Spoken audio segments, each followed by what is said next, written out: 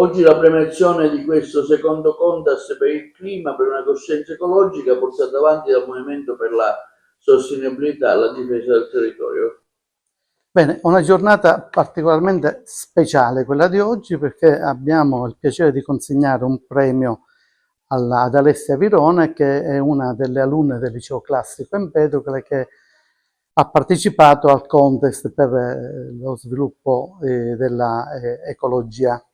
Diciamo che è un'occasione particolare perché dà la dimostrazione che i giovani hanno un impegno particolare e diciamo anche una coscienza ecologica che le generazioni passate non hanno dimostrato di avere. Quindi speriamo che anche per il futuro possa diciamo, registrare una ottima partecipazione come nelle sessioni passate. È già partita la terza sessione, per cui abbiamo già delle adesioni di molti istituti che vogliono partecipare allo sviluppo di questo contest. Grazie. Presidente, parliamo di questa interessante iniziativa che si è svolta qui presso il liceo classico su spunto di Confimpresa.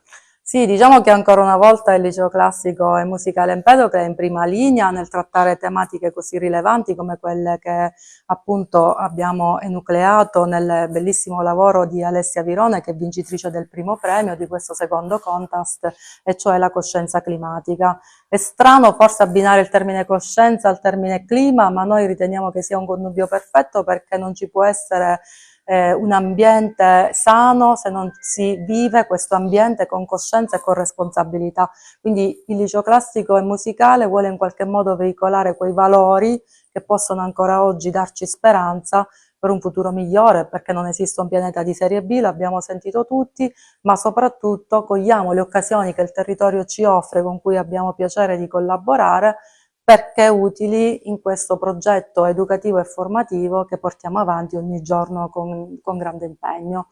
Quindi grazie anche al dottore Lattuca per questa opportunità che ci ha dato, ma grazie ai nostri giovani per quello che fanno nell'ordinarietà.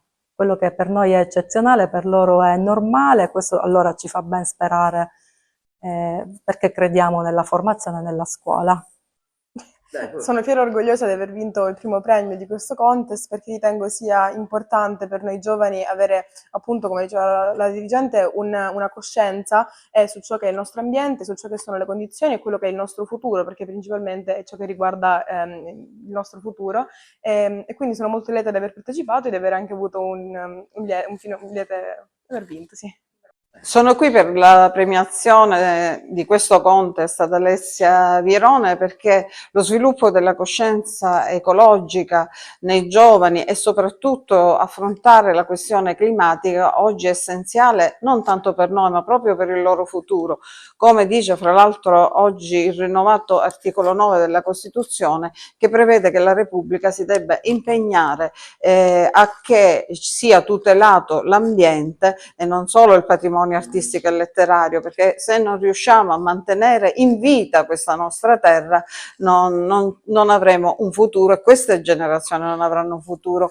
E devo dire che oggi come oggi l'impegno deve essere diffuso da questi giovani, e sostengo e ringrazio anzi il Movimento per la Sostenibilità Ambientale, perché noi vediamo che quello che è successo è ancora in atto in Sicilia, questa gravissima siccità che evidentemente dipende da un cambiamento climatico, e che illustri studiosi dicono ci porterà nel 2030, se non si trovano rimedi, ad avere un terzo della Sicilia desertificato, con tutto quello che naturalmente comporta. Abbiamo visto le straordinarie alluvioni in Spagna, ma anche in Sicilia, Catania l'altro giorno, in cui in poche ore è caduta la pioggia di un anno. Ci fa comprendere che i governi, i potenti, devono prendere coscienza di quella che è la situazione della nostra terra. Magari qualcuno si proietta verso Marte e quindi non ha interesse a cosa succederà nel mondo attuale. Noi invece questo nostro mondo lo vogliamo tutelare, e mi fa piacere che ci siano ragazzi impegnati in questo senso.